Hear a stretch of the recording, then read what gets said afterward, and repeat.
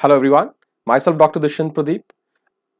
सो आज के इस लेक्चर में क्लास 9th के फिजिक्स के टॉपिक्स लेंगे हम for speed and velocity, and we will also have a brief discussion about the different types of motion. So last lecture में हमने डिस्टेंस और डिस्प्लेसमेंट को रिव्यू किया था। सो ये रहा उसका एक crush.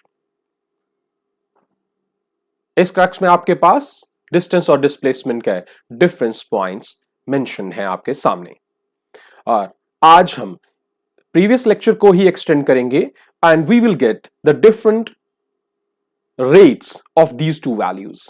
These two values means आज के इस टॉपिक में हम देखेंगे rate of distance as well as displacement, and that will make with today's topic that is speed and velocity. तो सबसे पहले देखते हैं what is speed. So let's move towards the definition of speed. Speed is actually the rate of distance. Rate of distance traveled by a body.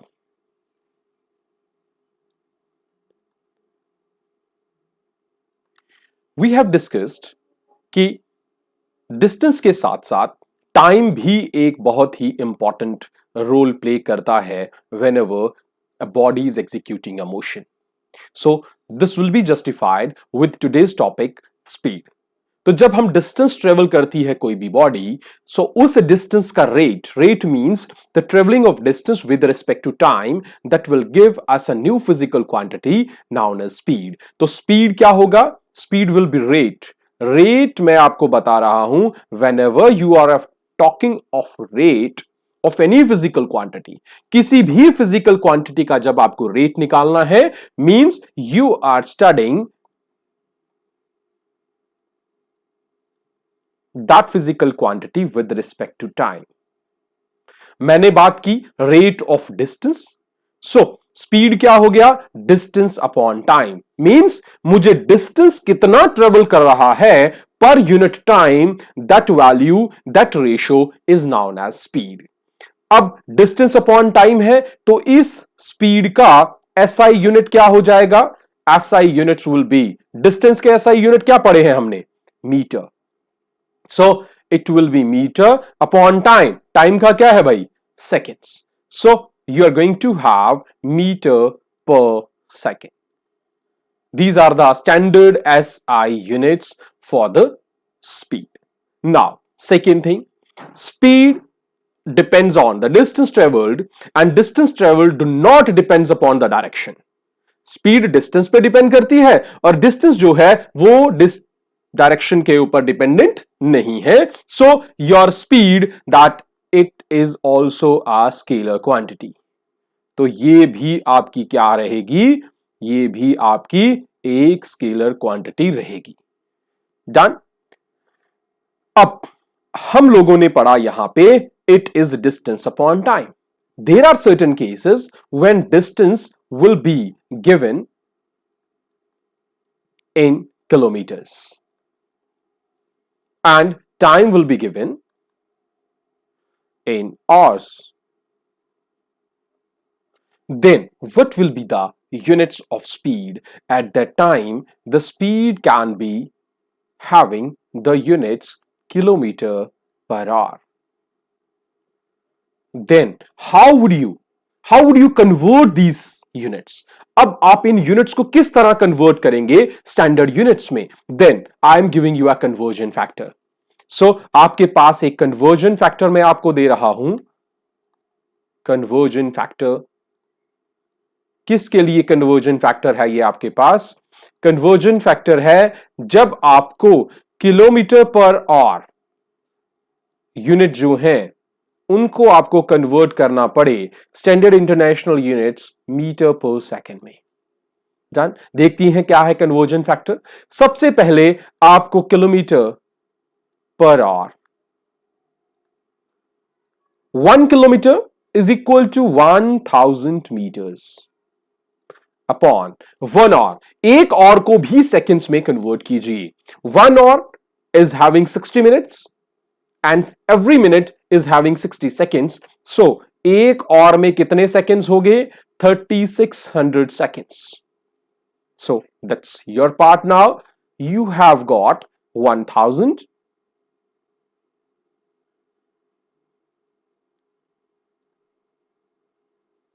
upon 3600 into meter per second.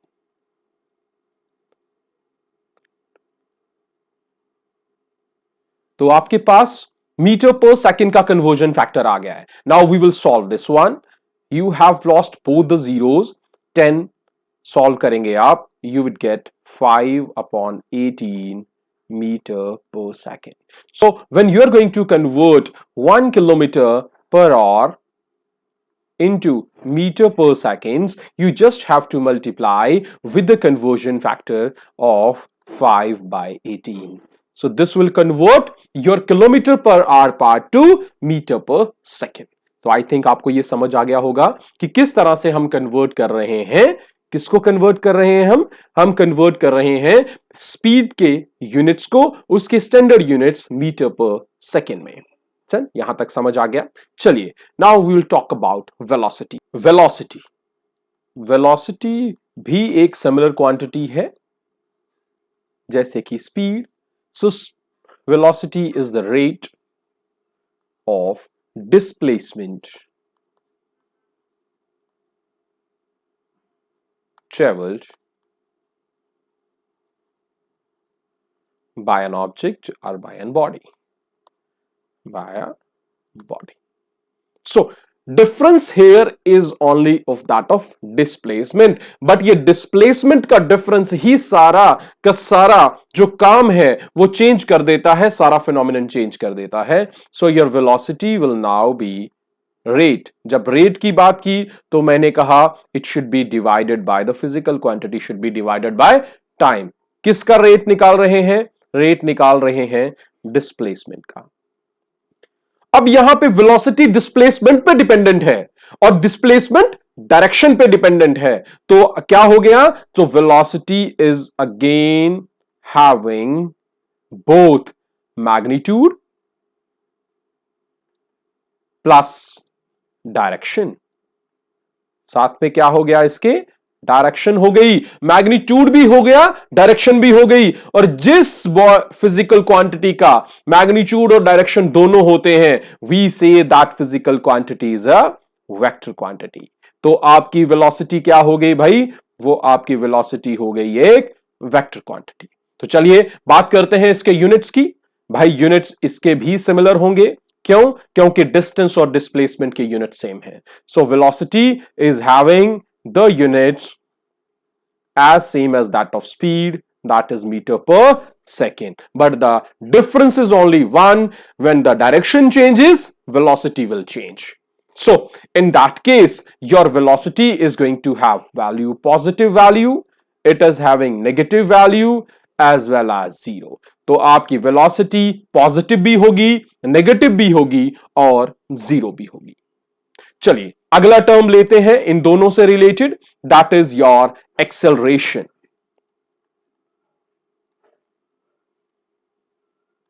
जब acceleration की बात करते हैं, again it is a rate of some physical quantity.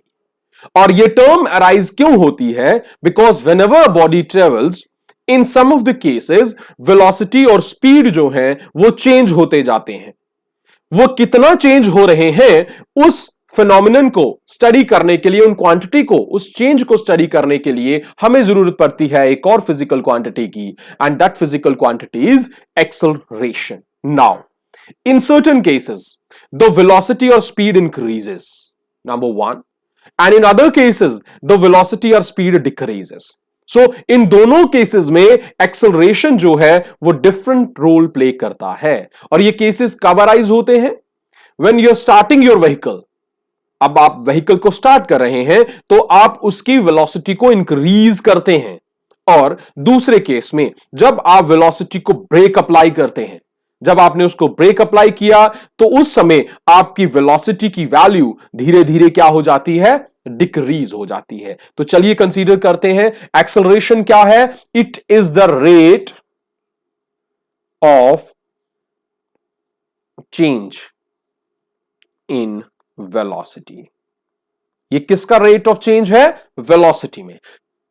तो चलिए मान लेते हैं कि हम उस ऑब्जेक्ट की स्टार्टिंग वेलोसिटी, जब हमने मोशन को स्टडी करना शुरू किया उस समय उसकी वेलोसिटी थी small you, which is the initial velocity.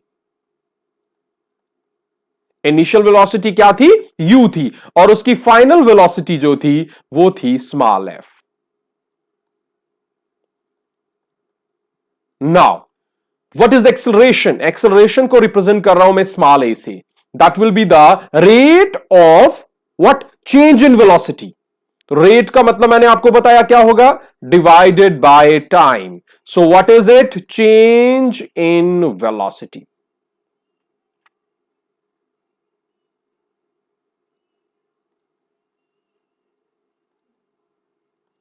Acceleration क्या हो गया, चेंज।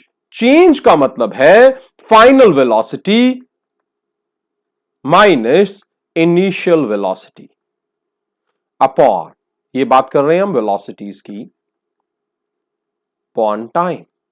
भाई फाइनल को हम किस तरह रिप्रेजेंट कर रहे हैं, फाइनल को रिप्रेजेंट कर रहे हैं हम v से, माइनस u अपॉन टाइम को रिप्रेजेंट कर रहे हैं t से। तो acceleration will be v minus u upon t। Done, एक बात समझ आ गई। अब मैंने आपको एक केस दिया कि जब आप अपने ऑब्जेक्ट, अपनी बॉडी को रेस्ट से मोशन की तरफ ले जाते हैं, सो उसकी वेलोसिटी इंक्रीज होती है, मींस उसकी इनिशियल वेलोसिटी कम होगी, फाइनल वेलोसिटी बढ़ेगी। Means if v final velocity is more than u, अगर ये है तो v माइनस u क्या होगा, पॉजिटिव। v माइनस u क्या होगा, पॉजिटिव। तो हम a को कहेंगे पॉजिटिव एक्सेलरेशन, पॉजिटिव एक्सेलरेशन, और नॉर्मली इसे ही एक्सेलरेशन कहते हैं। बट अगर इसका रिवर्स हो, मींस मैंने ब्रेक अप्लाई कर दी, पहले उसकी ऑब्जेक्ट की वेलोसिटी की वैल्यू ज्यादा थी, अब वेलोसिटी की वैल्यू हो गई कम, मींस इनिशियल वेलोसिटी ज्यादा है, फाइनल वेलोसिटी क्या हो गई, कम हो गई। सर्टेन केसेस में जैसे बॉडी किस पे आ गई, रेस्ट पे आ गई, in that case your v minus u, अब v छोटा हो गया है, means you are having negative value. तो एक्सेलरेशन क्या हो गया आपका, नेगेटिव हो गया। a will be negative acceleration. और भाई नेगेटिव एक्सेलरेशन को क्या कहते हैं हम, नेगेटिव एक्सेलरेशन को कहते हैं रिटार्डेशन। क्या कहते हैं, रिटार्डेशन।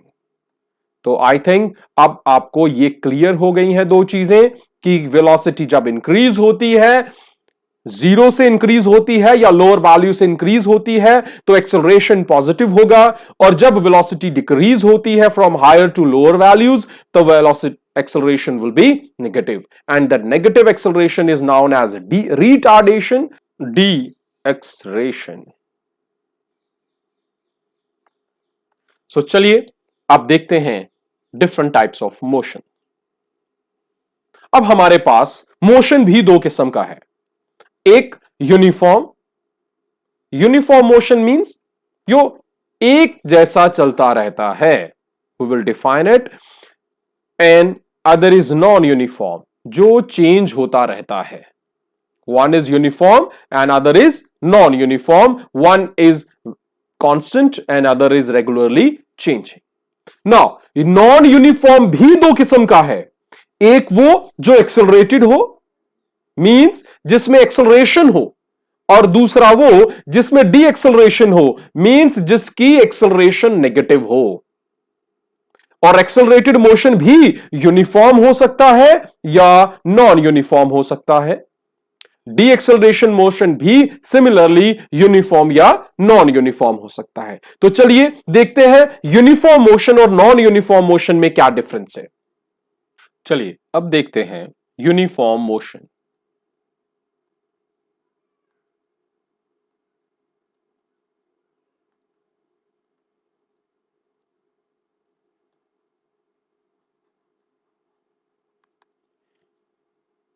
भाई यूनिफॉर्म मोशन वो मोशन होता है जिसमें इक्वल टाइम के साथ टाइम इंटरवल सेम हो बट डिस्टेंस जो है वो भी वैल्यू सिमिलर रहे। मींस आपका जो ऑब्जेक्ट है वो सिमिलर टाइम वैल्यूज में, सिमिलर टाइम इंटरवल्स में इक्वल डिस्टेंस ट्रेवल कर रहा हो। ये क्या करेगा? इक्वल डिस्टेंस ट्रेवल करेगा। Equal distance travelled in equal interval of time, in equal interval of time। Example देके समझाता हूं। अगर आपके पास टाइम है, इंटरवल जो है, और दूसरा हम देख रहे हैं डिस्टेंस। अब मान लीजिए आपका ऑब्जेक्ट, आपकी बॉडी, आपकी व्हीकल पहले 5 मिनट में, फर्स्ट 5 मिनट्स में अगर वो 1 किलोमीटर ट्रेवल करता है, सेकेंड 5 मिनट्स में भी 1 किलोमीटर ट्रेवल करता है, थर्ड 5 मिनट्स में भी 1 किलोमीटर ट्रेवल करता है, देन हम कहेंगे the body is travelling equal distance in equal interval of time. So हम कहेंगे ये ऑब्जेक्ट जो है, ये बॉडी जो है वो क्या कर रही है? दिस ऑब्जेक्ट और body is executing uniform motion. अब इसमें आपका जितना डिस्टेंस जैसे जैसे आगे जाते जा रहे हो, टाइम के साथ साथ डिस्टेंस जो है एक इंटरवल में वो चेंज नहीं हो रहा है। मींस आपके वेरिएशन जो है वो हमेशा सेम रहेगी। इक्वल डिस्टेंस के साथ equal time, the ratio will be same, the ratio will be constant. Means it can easily be directed by a straight line. So straight line, इसके बीच में वेरिएशन बनेगी, स्ट्रेट लाइन आपका graph बनेगा, क्योंकि जिस तरह से डिस्टेंस आपका इंक्रीज होता जा रहा है टाइम भी इंक्रीज होगा। बट अगर ऐसा ना हो, टाइम इंटरवल तो सिमिलर रहे बट डिस्टेंस जो है वो आपका सेम ना रहे, तब क्या होगा भाई? तब होगा आपका नॉन यूनिफॉर्म मोशन। तब क्या होगा आपका? Non uniform motion. Non uniform motion. तो नॉन यूनिफॉर्म मोशन में क्या होगा भाई? इंटरवल तो आपके सेम रहेंगे, आपका इंटरवल तो सेम रहेगा, टाइम तो सेम रहेगा, बट जो डिस्टेंस होगा ट्रेवल्ड किया हुआ वो सेम नहीं रहेगा। फर्स्ट 5 मिनट्स में अगर वो 1 किलोमीटर ट्रेवल कर रहा है, हो सकता है नेक्स्ट 5 मिनट्स में वो 1.5 किलोमीटर ट्रेवल कर ले। थर्ड मिनट में, थर्ड जो आपका इंटरवल होगा, 5 मिनट का इंटरवल जो होगा, वहां पे वो क्या ट्रेवल करेगा? That will be 2 kilometres. So क्या हो रहा है? हर 5 मिनट में जो डिस्टेंस ट्रेवल होने वाली वैल्यू है, नंबर 1 तो वो अलग है, नंबर 2 वो इंक्रीज होती जा रही है। मींस अब आपकी वेरिएशन जो है डिस्टेंस और टाइम की वो कांस्टेंट नहीं है, वो रेगुलरली क्या हो रही है? नंबर 1 चेंज हो रही है, नंबर 2 वो चेंज इंक्रीजिंग चेंज है। देखते हैं, अगर मैं एक और ऑब्जेक्ट लेता हूं, एक ऑब्जेक्ट और ले लिया, मान लीजिए ये ऑब्जेक्ट नंबर 1 है, अब मैंने ऑब्जेक्ट नंबर 2 ले लिया, इसका डिस्टेंस देखते हैं। इसने पहले 5 मिनट में 2 किलोमीटर ट्रेवल किया है, दूसरे 5 मिनट में 1.5 किलोमीटर ट्रेवल किया है, और तीसरे 5 मिनट में इसने 1 किलोमीटर ट्रेवल किया है। जैसे जैसे चेंज होता जा रहा है, एक इंटरवल दूसरे की तरफ जाता जा रहा है, जो डिस्टेंस ट्रेवलिंग कैपेसिटी है इसकी वो क्या होती जा रही है? डिक्रीज होती जा रही है। नंबर 1 डिस्टेंस चेंज हो रहा है। नंबर 2, डिस्टेंस ट्रेवल्ड जो है चेंज कैसी है, डिक्रीजिंग चेंज है। तो मींस आपके पास इक्वल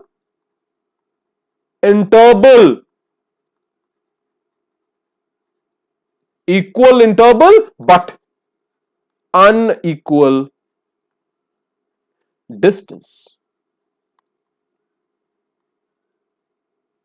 मीन्स आप सिंपली लिख सकते हो कि unequal distance travelled in equal intervals of time. क्या लिख सकते हो आप सिंपली लिख सकते हो अनइक्वल डिस्टेंस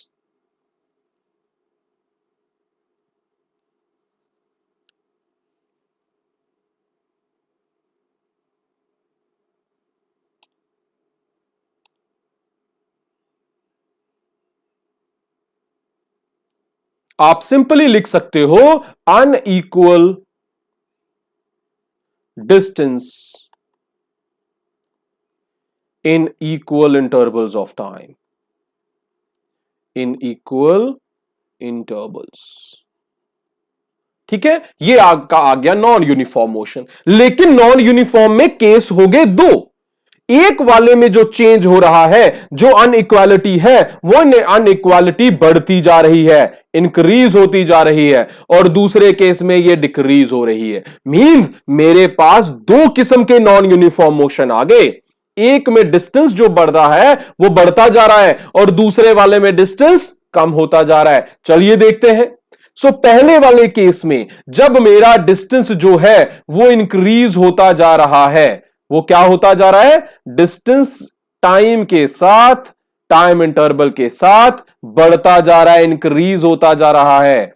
इस केस में अगर हम वेलोसिटी की वेरिएशन चेक करेंगे तो वेलोसिटी भी इंक्रीज करती जा रही है, बट वेलोसिटी और टाइम का रेशो वो क्या रहेगा, कांस्टेंट रहेगा। तो this will be accelerated motion, this will be accelerated motion. क्यों? क्योंकि इसमें इंक्रीज हो रहा है, वेलोसिटी इंक्रीज होगी तो एक्सेलरेशन इंक्रीज होगी। तो यहां पे देखिए वेलोसिटी भी बढ़ती जा रही है, और जितनी टाइम बढ़ता जा रहा है वेलोसिटी इंक्रीज होती जा रही है। This is accelerated motion. Non uniform का ही केस है एक्सेलरेटेड मोशन। और ध्यान रहे वेलोसिटी बढ़ती जा रही है, मींस पहले अगर वेलोसिटी में यहां u लूं और यहां पे v लूं, v is greater than u। अगर v ग्रेटर देन u है मींस v माइनस u कितना हो गया, पॉजिटिव हो गया। तो एक्सेलरेशन क्या हो जाएगी, पॉजिटिव हो जाएगी। बट अगर वेलोसिटी डिक्रीज हो, मींस डिस्टेंस इंटरवल्स में डिक्रीज होता जाए, तो वेरिएशन किस तरह से दिखाई देगी, वेरिएशन इस तरह से दिखाई देगी। टाइम तो बढ़ता जाएगा पर डिस्टेंस धीरे धीरे कहां होता जा रहा है, डिक्रीज होता जा रहा है।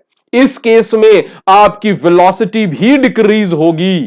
पहले वेलोसिटी की वैल्यू ज्यादा थी जब डिस्टेंस ज्यादा था, डिस्टेंस कम हुआ, डिस्प्लेसमेंट कम हुआ, पाथ ट्रेवल्ड कम हुआ, तो आपकी वेरिएशन डिक्रीज होती गई। यहां पे इनिशियल वेलोसिटी ज्यादा है, फाइनल वेलोसिटी कम है, means v is less than u है। v लेस देन u है मींस डिफरेंस नेगेटिव आ गया, नेगेटिव आ गया मींस आपके पास जो एक्सेलरेशन है वो नेगेटिव है, मींस एक्सेलरेशन कौन सी है, रिटार्डेशन है। तो आपने दो केसेस देखे, एक में एक्सेलरेशन बढ़ रहा है, एक में एक्सेलरेशन कम हो रहा है। मुझे लगता है आपको समझ आए होंगे ये different types of motions, uniform, non uniform. Non uniform में भी एक्सेलरेटेड एंड रिटार्डेड। तो ये था आपका आज का लेक्चर। नेक्स्ट लेक्चर में हम इन ग्राफ्स को किस तरह बनाया जाए और इन ग्राफ्स को किस तरह स्टडी किया जाए वो हम देखेंगे ग्राफिकल रिप्रेजेंटेशंस में। So till then, thank you, good bye.